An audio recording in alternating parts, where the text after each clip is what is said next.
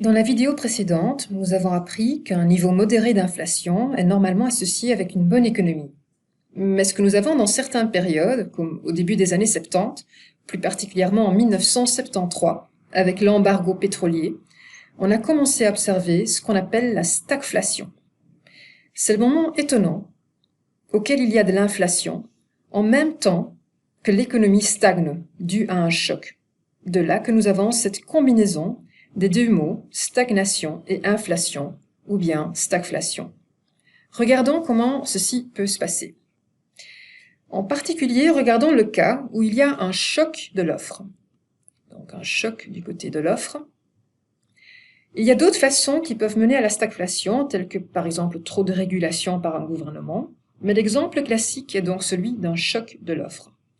Et lorsqu'on parle d'un choc de l'offre, c'est comme un embargo sur le pétrole, où soudainement, l'offre du pétrole chute dramatiquement.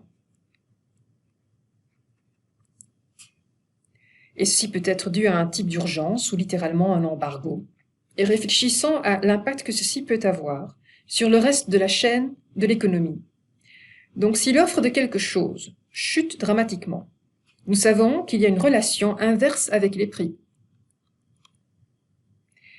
Donc si l'offre baisse, les prix vont augmenter immédiatement. Et si l'on pense à quelque chose comme le pétrole, on peut penser que cela représente qu'une partie de nos dépenses. Mais ce n'est pas le cas, car même si vous achetez à manger des fruits ou légumes par exemple, vous payez aussi les frais de transport pour ceci. Donc, le prix du pétrole affecte les fruits, l'alimentation, affecte des produits et services de tout genre. C'est une chose qui peut donc avoir un impact à travers toute l'économie. Donc, les prix d'une série de choses peuvent grimper, mais si les prix d'une série de choses peuvent grimper, que se passera-t-il avec la demande? Ici aussi, il y a une relation inverse, car la demande, elle va chuter.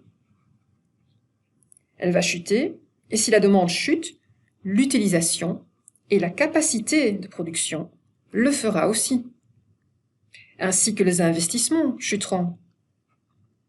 Et les bénéfices chuteront aussi pour les sociétés. Et les bénéfices chuteront maintenant parce que l'utilisation de capacité a baissé et les prix ont grimpé. Mais ce n'est pas le prix auquel on peut vendre les choses. Maintenant, les prix sont fondamentalement un énorme coût.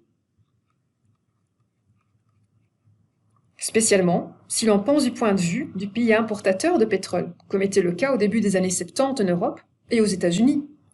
Alors, les prix grimpent par conséquence pour tenir compte de cette hausse de coûts suite au choc d'offres sur le pétrole par un embargo.